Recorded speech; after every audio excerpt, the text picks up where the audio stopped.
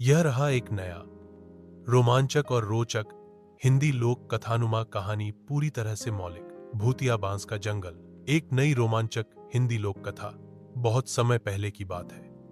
उत्तराखंड के एक छोटे से गांव चंद्रपुर के पास एक रहस्यमयी बांस का जंगल था।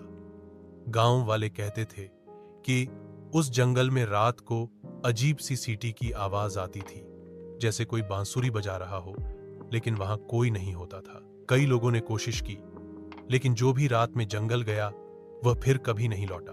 एक दिन गांव में एक साहसी और जिज्ञासु लड़का अरुण आया।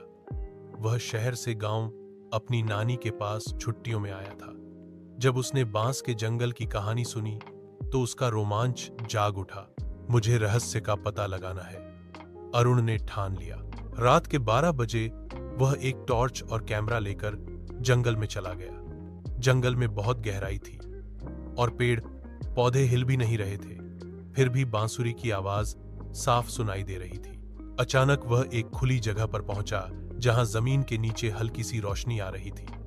उसने जमीन खोदनी शुरू की और पाया कि वहां एक पुराना बांसुरी वादक का मकबरा था।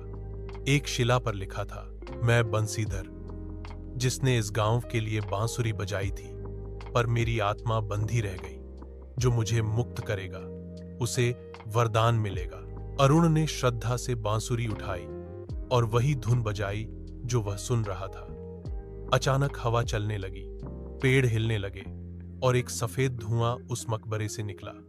वह बंसीधर की आत्मा थी। तू सच्चा साहसी है अरुण, मैं मुक्त हुआ। अब यह जंगल फिर से शांत और पवित्र रहेगा। इसके बाद बांस की सीटी की आवाज कभी नहीं आई। गांव वाले अरुण की बहादुरी की कहानी सुनकर उसे चंद्रपुर का वीर कहने लगे। शिक्षा, कभी कभी रहस्य में छिपा होता है कोई अधूरा इतिहास, जिसे समझकर ही शांति मिलती है। अगर तुम चाहो तो मैं इससे जुड़ा भाग 2 या दूसरा नया राक्षस, नागिन या जादुई पेड़ वाला कथानुमा रोमांच भी लिख सकता हूं। बताओ हर